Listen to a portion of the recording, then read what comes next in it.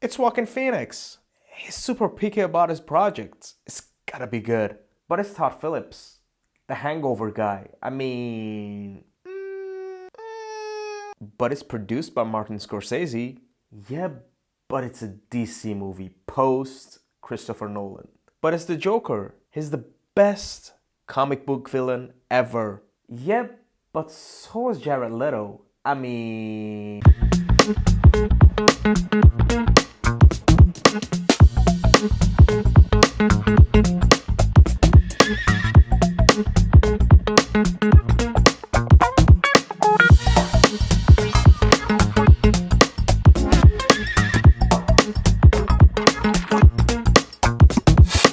Hello and welcome to On The Watch, where we don't let our fandom get in the way of our honest criticism. If you've enjoyed our work so far, please like, share, subscribe, and hit that bell button. I'm your host Maz, and this is our review of Joker. Murray, one small thing. Yeah. When you bring me out, can you introduce me as Joker?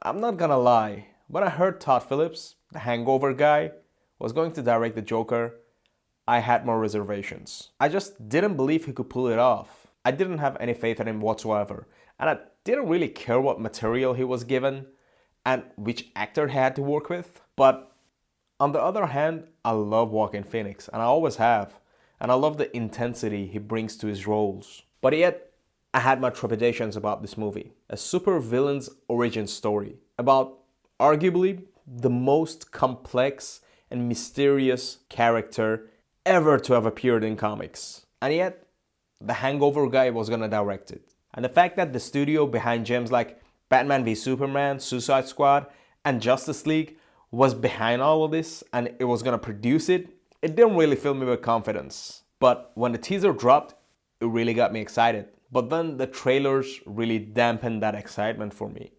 Whilst I really liked the look and the feel and the mood, I felt like the writing was quite lazy and on the nose. Arthur, I have some bad news for you.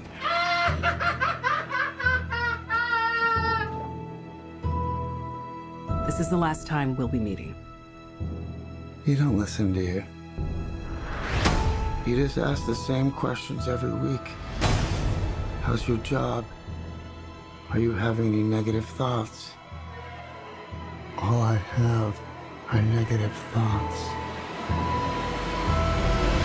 But, well, to my delight, I can honestly say that I couldn't be more wrong. I was wrong. I'm sure I have to watch this movie a couple of more times, but for now, this movie is absolutely somewhere in my top 5 superhero movies. I honestly haven't made up my mind about what this movie actually is trying to say. I'm not sure if it's meant to be seen as a descent into madness as a form of defeat, or a triumphant evolution. And I kind of love that about it. Jeremy Jahns said that this movie should be called Arthur. This movie should be called Arthur.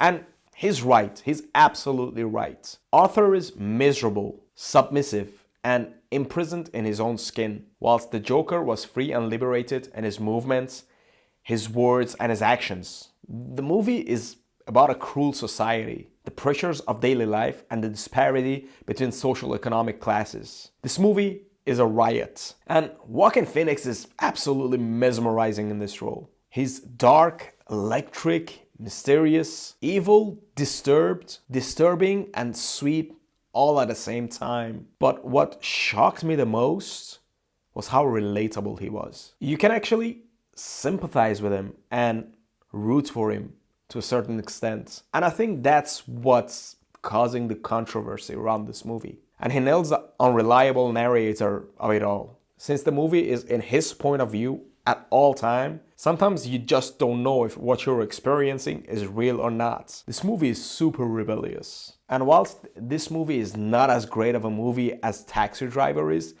it borrows heavily from it. And that shouldn't really come as a surprise since Martin Scorsese is a producer in this movie. Robert De Niro is not really in the movie much. I'm standing here. Which is not really in line with the trailers we saw, But for the little bit that he's actually in the movie, he nails it. And he could have easily phoned it in, which he didn't, and I'm glad for it. Probably the only underused character is Sassy Beats, which, without getting into spoilers, is very understandable to a certain extent. Everybody is really bringing their A game. This is a kind of superhero movie that I didn't really know could exist in 2019. And I believe that this is gonna change the future of the genre dramatically, the same way that Christopher Nolan's Dark Knight trilogy did. And that, I think, is a good thing.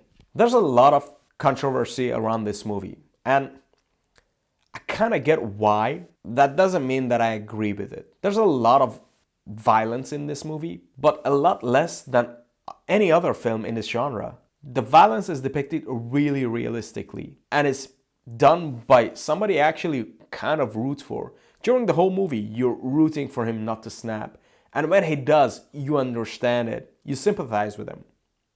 And that could be jarring, because you're basically sympathizing with a terrorist. Bak, Durka La.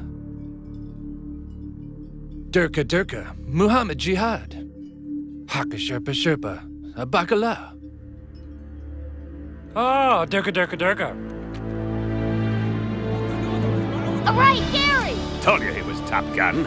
I've never seen acting that good. That's a really hard pill to swallow. But I love it that the movie is challenging us to do that. This is not a perfect movie, but I love it. And I'm curious what you guys think.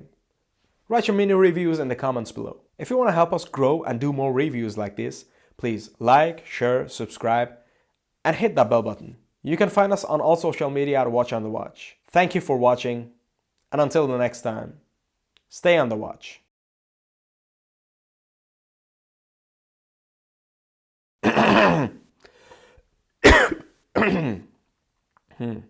Jesus.